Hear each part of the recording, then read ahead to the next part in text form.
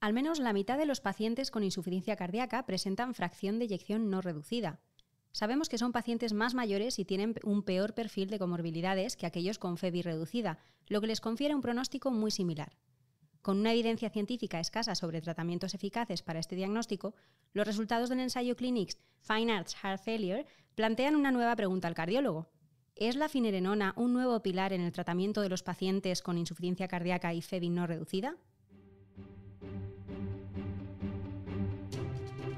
Cardio Podcast. Novedades científicas y actualidad clínica de la mano de expertos de la especialidad.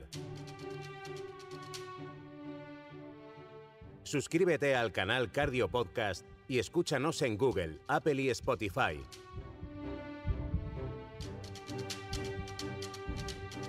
Bienvenidos a un nuevo episodio Cardio Podcast, una actividad de la Sociedad Española de Cardiología coordinada por su grupo de jóvenes cardiólogos. Soy Alicia Ituarte, Jesús Nicolás en la realización y Mercedes Rivas Lasarte, cardióloga en el Hospital Universitario Puerta de Hierro de Madrid, modera la mesa de hoy. Hola Mercedes. Hola Alicia, hola a todos. Mercedes, nos planteas en Cardio Podcast una pregunta bastante actual para los cardiólogos clínicos que escuchan este programa. Cuéntanos, ¿de qué vamos a hablar hoy? Pues como bien has dicho Alicia, el arsenal terapéutico con el que contamos para los pacientes con insuficiencia cardíaca y FEBI preservada no tiene nada que ver con los 4 o incluso 5 pilares de tratamiento que tenemos para nuestros pacientes con FEBI reducida. Y sin embargo son pacientes que pueblan nuestras consultas de cardiología, medicina interna, nefrología.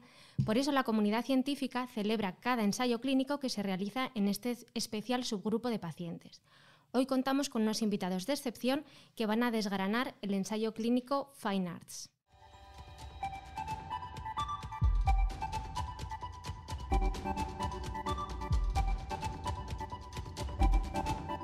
Pues vamos a presentar a los 3 invitados de hoy que, como dices Mercedes, son expertos en diferentes especialidades que comparten una amplia experiencia en el tratamiento de la insuficiencia cardíaca. Marisa Crespo Leiro, jefa de sección de insuficiencia cardíaca en el Servicio de Cardiología del Complejo Hospitalario Universitario de A Coruña. Bienvenida, Marisa. Muchas gracias por la invitación. También contamos con Pau Yacer Iborra, coordinador de la Unidad de Insuficiencia Cardíaca del Servicio de Medicina Interna en el Hospital Universitario Ramón y Cajal de Madrid. Un placer, Pau. Hola, ¿qué tal? Buenas tardes. Un placer estar con vosotros. Y María José Soler Romeo, jefa de sección de la Unidad de Nefrología Clínica y Diálisis en el Hospital Universitario Vall d'Hebron, Barcelona. Bienvenida, María José. Muchas gracias por la invitación. Bueno, pues empezamos esta mesa multidisciplinar. Mercedes. Pues bienvenidos a todos. La verdad es que es un placer contar con vosotros para este debate. Y antes de hablar del ensayo clínico Fine Arts, Pau, me gustaría que nos hablaras un poco de las características diferenciales que tiene finerenona como antagonista del receptor mineralocorticoide. Hola, Mercedes. Mirad. En primer lugar, hay que establecer que es una molécula que se diferencia de tanto la espironolactona como la pregnenolona, que es un antagonista del receptor corticoide no esteroideo, ¿vale? Eso lo hace realmente ser una molécula mucho más selectiva y con mayor afinidad por el receptor. Eso produce que tenga una mayor potencia, su actividad, potencia que también incluye una potencia antiinflamatoria muy importante y antifibrótica. También esto conlleva, esta selectividad, que tenga menor efectos secundarios, incluyendo la hipercalemia respecto a la espironolactona y la eplerenona que conocíamos. Y también cabe destacar que tiene una semivida muy corta que favorece la menor incidencia de efectos secundarios. Estamos hablando de una semivida en torno a 2-3 horas respecto a las 20 horas que puede tener, por ejemplo, la espironolactona. Yo creo que esas serían las características más importantes del fármaco. Pues muchas gracias, Pau, y vamos a repasar un poco la evidencia que teníamos antes del Fine Arts. A ver, María José, cuéntanos qué ensayos clínicos tenemos. Pues estos ensayos clínicos, muchas gracias por la pregunta, fueron principalmente diseñados en pacientes con albuminuria y afectación renal. Entonces, los ensayos clínicos que tenemos con resultados positivos han sido el Fidelio DKD y el Figaro DKD. Las diferencias entre los dos ensayos, para que se hagan ustedes una idea, es que el Fidelio DKD, el objetivo primario era un objetivo renal. Objetivo que los nefrólogos estamos contentos, porque estudios con objetivo renal primario, ahora hay muchos, pero hace 4 o 5 años no existían prácticamente. Y los resultados del Fidelio fueron positivos. El evento renal compuesto se disminuyó claramente en un 18% en pacientes afectos de diabetes y enfermedad renal. Y en el estudio Fígaro, el enfoque fue diferente y el evento primario fue evento cardiovascular. Y tanto uno como el otro demostraron efectos positivos.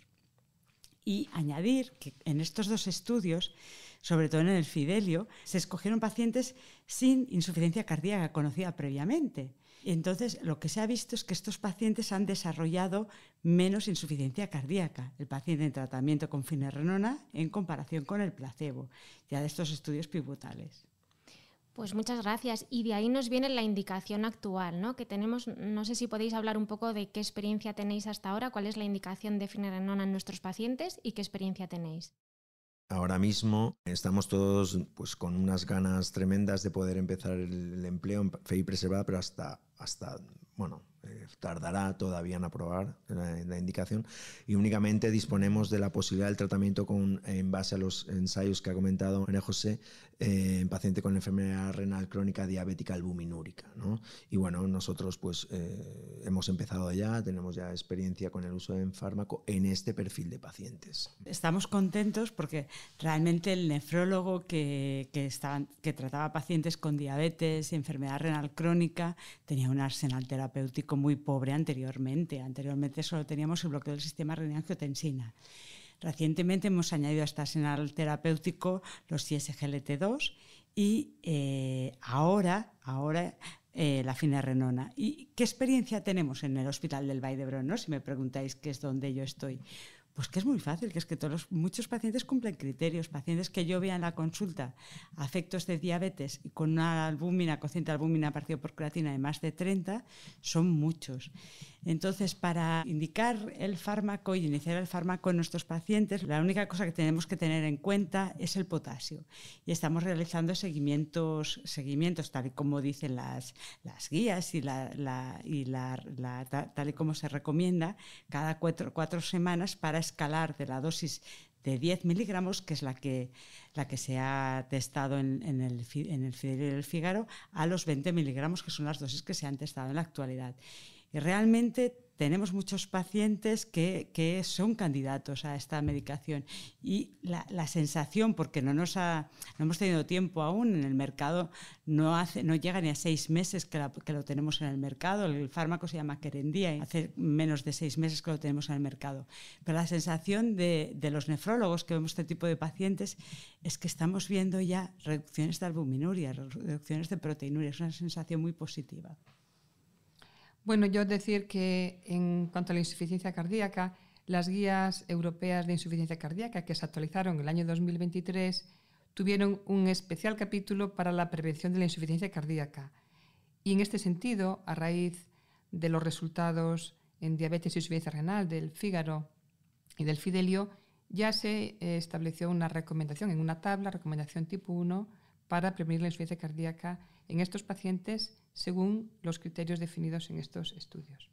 Pues perfecto, muchas gracias. Y ahora, si os parece, vamos a entrar en materia y con ayuda de estos invitados de excepción vamos a diseccionar el ensayo clínico FINEARTS.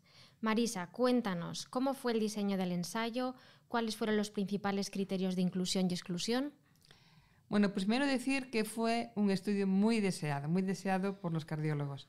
Fue diseñado para testar la hipótesis de que la finerenona, además del tratamiento habitual, podría reducir la tasa de eventos cardiovasculares en pacientes con insuficiencia cardíaca con una fracción de eyección del ventrículo izquierdo preservada o levemente reducida.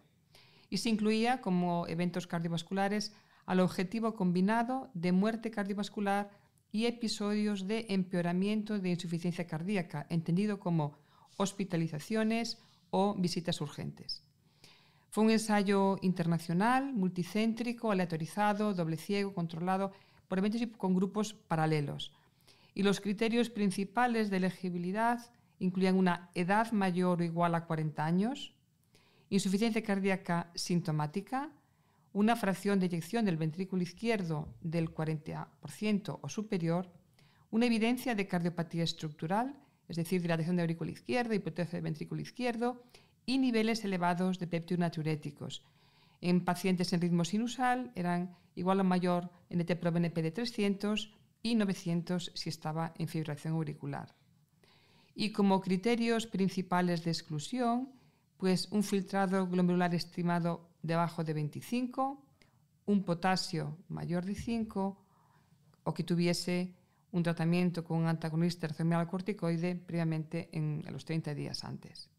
Pues gracias, Marisa. Y Pau, ¿podría resumirnos los principales hallazgos del ensayo?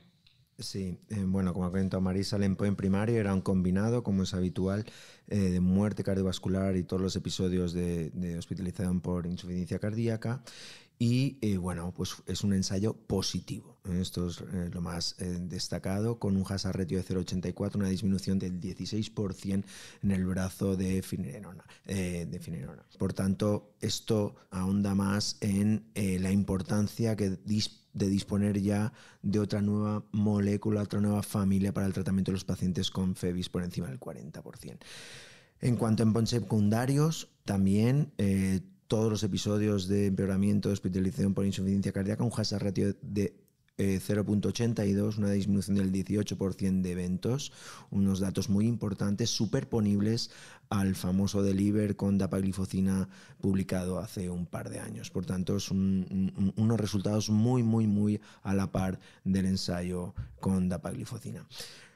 También estamos ahí viendo los resultados, la presentación de Solomon, y bueno, estábamos todos haciendo apuestas y en cuanto cuál iba a ser el resultado, ¿no? Y las voces decían que el combinado sería positivo, la muerte teníamos más dudas y efectivamente no salió para la mortalidad cardiovascular y por todas las causas no fue significativo.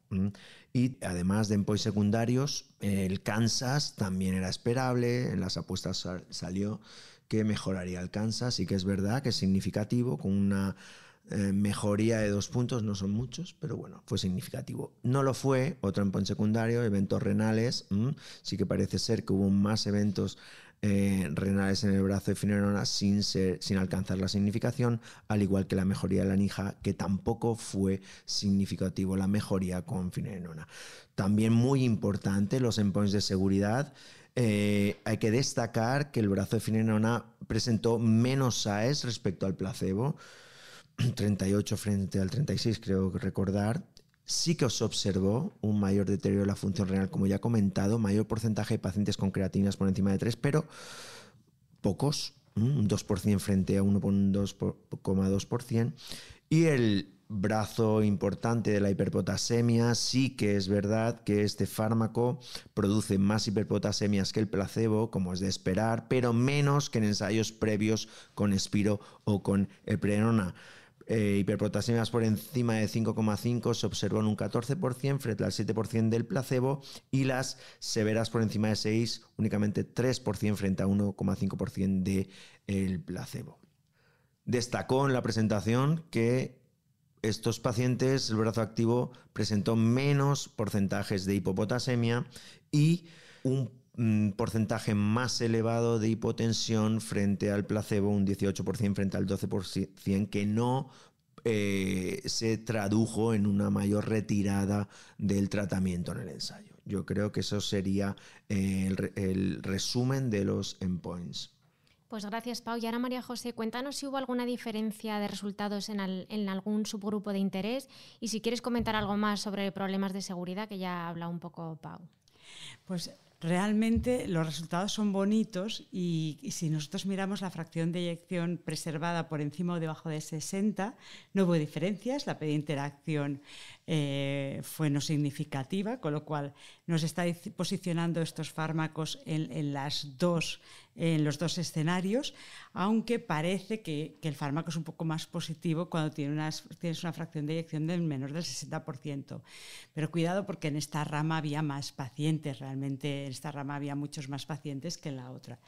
Y si miramos los SGLT2, miramos qué vamos a hacer, los damos en combinación de inicio, cómo vamos a ir, no lo sabemos aún, esta respuesta no la tenemos contestada, pero tampoco hay diferencias, con lo cual el fármaco es positivo con o sin tratamiento con ISGLT2, una cosa que es positiva. Realmente lo que me sorprende, pero no me sorprende tanto porque el estudio empezó en el 2020, ¿no? Por lo que nos ha comentado Pau, es que hubiera pocos pacientes con ISGLT2. Y ese momento en la preservada se estaba empezando, aún no habían acabado de salir los ensayos pivotales. Pero esto es positivo, porque este paciente, el paciente de la preservada es como el paciente con una enfermedad renal avanzada que ha tenido pocos ensayos, que ha tenido pocos tratamientos y el arsenal terapéutico ha sido poco y empezamos, ¿no?, a ver la luz en este tipo de pacientes. Sí, se empezó en octubre, aquí en España por lo menos el reclutamiento en octubre del 20, todavía no estaba publicado el Deliver, el Preserve yo creo que fue de ese verano, ya dudo, y por tanto el porcentaje de ISGT2 ha sido bajo, pero bueno. Muy bien, pues Marisa, cuéntanos qué implicaciones crees que tiene este estudio y si crees que los pacientes del ensayo se parecen a los pacientes de nuestras consultas, que es algo que siempre nos preguntamos a la hora de aplicar los resultados. Bueno, las implicaciones son muy importantes porque es el primer ensayo clínico que demuestra un beneficio de un antagonista de receptor mineralocorticoide en pacientes con fracción de eyección 40% superior. Decir si nuestros pacientes se sienten representados. Bueno, pues este estudio tuvo una amplia representación geográfica. Participaron 653 hospitales de 37 países. De España participaron 3 centros. Pau ha sido investigador principal en uno de los centros y en España se incluyeron 354 pacientes. Los pacientes del ensayo, casi el 80% eran raza blanca, en torno al 40% con diabetes mellitus, mayor del 85% hipertensos, con un rango de edad entre 40 y 97 años y una edad media en torno a los 70-72 años y 45% mujeres. 14% recibían ya inhibidores SGLT2. Entonces yo creo que sí, que España los pacientes que vemos están bien representados en este ensayo. Y es muy importante porque demostró beneficio en el objetivo primario. Es cierto que se ha comentado aquí que en la NIJA no demostró beneficio, pero a lo mejor esto lo que quiere decir es la falta de sensibilidad de la NIJA con gran grado de subjetividad por parte sobre todo del médico para evaluar cambios en la situación clínica. Y el objetivo primario pues demostró una superioridad de la finerenona. Yo creo que, como bien dice Marisa, aquí en España se reclutaron casi 400 pacientes en 23 centros, como ha dicho, y bueno, quedan muy representados en todo el ámbito del manejo de esta enfermedad. Desde predominantemente fueron centros de cardio, también incluimos desde medicina interna un número importante de pacientes que obviamente eran más longevos y así todo con un gran capacidad de fidelidad para el seguimiento, cosa que pues nos congratula a todos, ¿no?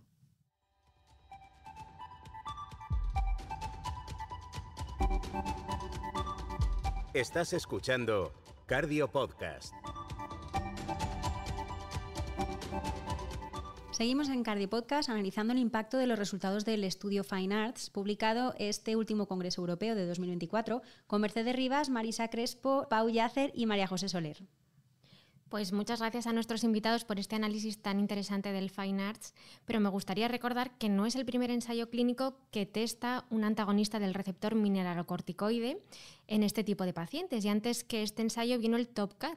Marisa, ¿qué diferencias hay entre los dos ensayos? ¿Qué resultados nos dio el TOPCAT? ¿Y qué valor le das a ese análisis post-hoc que se realizó del TOPCAT en pacientes de las Américas, que sí fue positivo? Bueno, pues en primer lugar, entre los dos ensayos, ¿qué es lo que hay en común? Pues es un antagonista del receptor mineralocorticoide en estos pacientes, lo que se ensayó, y también que se publicaron en la misma revista, en el New England Journal of Medicine, el TOPCAT en el año 2014 y el Fine Arts Heart Failure en el año 2024. 10 años de diferencia. Bueno, en el TOPCAT no demostró un beneficio de la espironolactona, en fracción de eyección preservada, para reducir el objetivo combinado, que en aquel caso era muerte cardiovascular, parada cardíaca resucitada o hospitalización por insuficiencia cardíaca. Y en este caso, en el Fine Arts, pues sí que demostró el objetivo primario, y es otro fármaco que es la finerenona. Y ya explicó Pau antes las diferencias en cuanto a los dos fármacos. Hay que decir que fue muy interesante lo que ocurrió en el TOPCAT, porque en el TOPCAT lo que se vio es que había diferencias según las regiones, y así todas las tasas de eventos clínicos fueron marcadamente inferiores en la zona de Rusia y Georgia y no hubo diferencias en efectos detectables de la espironolactona en ninguno de los resultados. Sin embargo, en las Américas, que era pues, Estados Unidos, Canadá, Brasil y Argentina, sí hubo una reducción en la tasa del objetivo primario, que como dije antes, era la muerte cardiovascular, la hospitalización por insuficiencia cardíaca, y esto se redujo significativamente en el grupo de la espironolactona. Y hubo análisis post-hoc que se dedicaron a identificar si había diferencias en las características basales que tenían estas dos regiones y si las tenían. Y esto motivó pues, que el recomendar un antidistracción mineralocorticoide tanto en las guías europeas como en las guías americanas con una indicación de 2B en este grupo de pacientes. Y ahora, bueno, pues a ver qué recomendación ponen para la finerenona, pero a tenor de este estudio yo estoy segura de que va a ser una recomendación mayor. Pau, nos gustaría que nos dibujaras ahora cuál sería el escenario del tratamiento en pacientes con IC y FEBI preservada. Ya sabemos que todavía no está en ficha técnica, pero un poco dibújanos cuál es ese escenario o qué va a venir. Bueno, sin duda se abre, el futuro es realmente prometedor y fantástico con los resultados del FINEARTS. Ya tenemos tanto la dapagliflozina como la empagliflozina. Todos nuestros pacientes de entrada son fármacos que están pautados y tolerados de forma magnífica. La finerenona, sin duda, pues no sabremos si serán 2 años o algo más, entrará de lleno en las guías con una clase de recomendación que Marisa no ha querido mojarse. Veremos si es un 2A o es un 1B. Pero sin duda formará parte del tratamiento de estos pacientes. No hay que olvidar los análogos de GLP-1.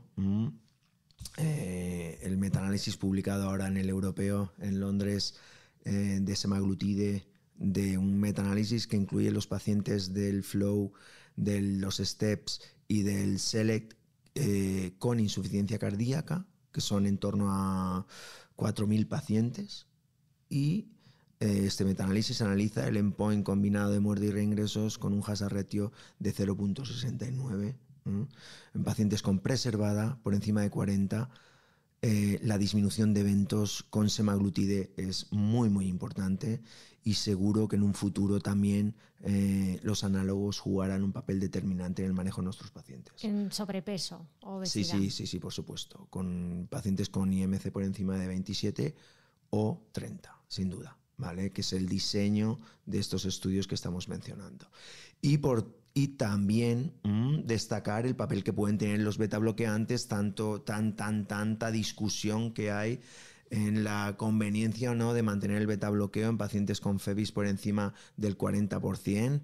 Parece ser que, bueno, en Londres ha publicado el ABIS que en pacientes con isquémicos con FEBIs por encima de 40 que recibían beta bloqueantes, el retirarlos pues empeoró el pronóstico. Pero el año pasado el REDUCE decía que en el ACC última, el REDUCE, pacientes que no llevaban beta bloqueantes, el ponerlos con isquémicos, que ponerlos con FEBIs por encima de 40 mejoraba, o al menos no era peor que no ponerlo. El consenso americano de la preservada establecía que sin duda el manejo de beta bloque en pacientes con preservada estaba reservado a controlar la frecuencia de pacientes con fibrilación auricular. Veremos con tanto estudio en cardiopatía isquémica por encima de 40 qué es lo que conviene. Parece ser que el que lo lleva no se lo quites, y el ponerlo, pues bueno, no está tan claro. Muy bien, pues muchas gracias. Y ahora, María José, quería que de forma muy breve nos recuerdes la relación que hay entre el corazón y el riñón, sobre todo en estos pacientes, y en qué cosas deberíamos fijarnos más los cardiólogos. El corazón y el riñón van de la mano, claramente, y yo creo que los cardiólogos, y ahora ya lo están haciendo, nosotros estamos orgullosos de ellos, son nuestros abanderados, se fijan mucho más en el riñón. Yo hace 10 años, daba una charla de nefrología y si habían cardiólogos, yo preguntaba cuántos de ustedes miran la albuminuria en orina, y si había 300 y me levantaban la mano 2, era un premio. Actualmente doy una charla y hay 2 que se quedan con la mano abajo, pero todos ustedes miran la albúmina creatinina, miran si el paciente tiene afectación renal, porque saben que eso marca el pronóstico, que ese paciente es el que tenemos que tratar y con las herramientas terapéuticas que tenemos ahora lo podemos tratar correctamente. ¿Y en qué tenemos que fijarnos los nefrólogos? Ahí el de otro punto de vista. Los nefrólogos nos tenemos que fijar en lo bien que lo hacen ustedes en las unidades de insuficiencia cardíaca. Y en nuestras consultas externas de enfermedad renal debemos, y sobre todo si el paciente está afecto de diabetes o el paciente tiene enfermedad renal crónica con proteinuria, debemos de instaurar con la mayor rapidez posible, y hay algún ensayo clínico que lo empieza a demostrar, estos fármacos que protegen la progresión renal y el evento cardíaco, porque el paciente renal puede tener una muerte renal, pero no es lo más frecuente. El paciente renal tiene una mortalidad cardiovascular y el paciente renal presenta insuficiencia cardíaca, y una de las complicaciones mayores y los ingresos más frecuentes en un paciente con afectación renal es por insuficiencia cardíaca. Con lo cual tenemos que diagnosticar y tratar a nuestro paciente con enfermedad renal e insuficiencia cardíaca. Pues muchas gracias, María José, muchas gracias a todos. Y para despedirnos, me gustaría que dijerais si veis que finerenona se pueda posicionar también en otros escenarios, como la FEBI reducida, o si queréis destacar algún otro aspecto de esta charla. Me gustaría comentar, cuando hablamos de la hiperpotasemia, yo quiero hablar también de la hipopotasemia. A los cardiólogos nos preocupa quizá más la hipopotasemia porque es aumento de riesgo de arritmias. Y en este ensayo se demostró que el grupo tratado con finerenona tenía una incidencia mucho menor de hipopotasemia definida como potasio menor de 3,5 versus placebo, 4,4% en el grupo de la finerenona versus 9,7%, es decir, casi un 10% en el grupo de placebo. Y también recordar que tiene hiperpotasemia más el grupo de la finerenona, pero mucho menos que lo que había en los ensayos previos. Así, por ejemplo, hiperpotasemia mayor de 5,5, en el Top Cat era 24%, pero en el Fine Arts fue 14,3% en el grupo de la finerenona. Por tanto, el mensaje es, se sigue necesitando control de potasio, pero es menos la hiperpotasemia que ha habido con otros fármacos como la espironolactona, y más tranquilos porque produce menos hipopotasemia. Bueno, es una buena observación que hacer en pacientes con FEBI reducida. La indicación es espironolactona y eplerenona, FEBIs por debajo de 40, pero bueno, cabe recordar que hay un ensayo en marcha, el Finality, que analiza el papel de la finerenona en aquellos pacientes que no toleren los ARM esteroideos espironolactona o eplerenona. Son 2.000 pacientes, veremos los resultados. Fuera de este escenario de pacientes no tolerantes, bueno, probablemente a día de hoy será difícil la indicación o el uso, el empleo de la finerenona.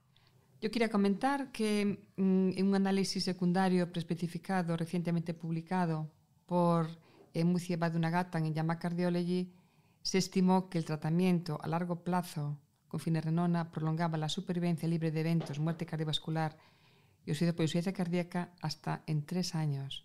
Así, por ejemplo, un paciente de 55 años, la supervivencia libre media del objetivo primario es de 13,6 años con finerenona versus 10,5 años con placebo, lo que supone una ganancia en esta supervivencia libre de estos eventos en 3,1 años. Si realmente tratamos a estos pacientes con insuficiencia cardíaca y evitamos el evento primario, que es insuficiencia cardíaca y necesidad de hospitalización, vamos a ahorrar mucho dinero a la sanidad, porque una de las primeras causas de hospitalización actualmente es la insuficiencia cardíaca. Así que cuando esté realmente aprobado, yo creo que estamos contentos y adelante. Marisa, un mensaje final. Bueno, yo creo que podríamos terminar este podcast con el comentario de la doctora Teresa McDonough cuando comentó el estudio tras la presentación del doctor Solomon en el congreso de la ESC, y ella definió el Fine Arts Heart Failure como Fine Work of Art in Heart Failure porque fue el primer ensayo clínico de un antagonista del receptor mineralocorticoide en demostrar el objetivo primario en pacientes con insuficiencia cardíaca y fracción de eyección preservada o levemente reducida.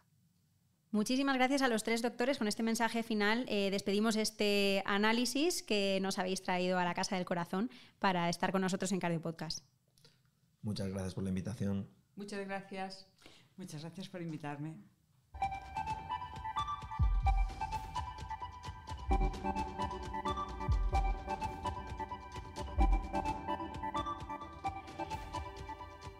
Mercedes, pues parece que has propuesto un gran tema que dará mucho que hablar para el cardiólogo clínico. ¿Te atreves a dejarnos un mensaje final? Bueno, pues después del mensaje final, simplemente dar las gracias a nuestros invitados y decir que este ensayo clínico supone contar con finerenona en el arsenal terapéutico de estos complejos pacientes, y sobre todo de este debate me quedo con la importancia de colaborar entre especialidades, porque si lo que queremos es tener éxito con estos comórbidos pacientes, tenemos que apoyarnos en los internistas, geriatras, nefrólogos, endocrinos. Así que muchas gracias a todos por escucharnos y espero que hayáis disfrutado y aprendido tanto como yo. Hasta la próxima. Gracias a ti, Mercedes, también por organizar este debate, y a quienes escucháis, como dices, la playlist de Cardio Podcast en Spotify, en YouTube y en Apple Podcast. Os dejamos la bibliografía relacionada en el artículo de este programa que podéis encontrar en la web de secardiología.es. Nos escuchamos en 2 semanas. Cardio Podcast, un programa de la SEC coordinado por su grupo de jóvenes cardiólogos.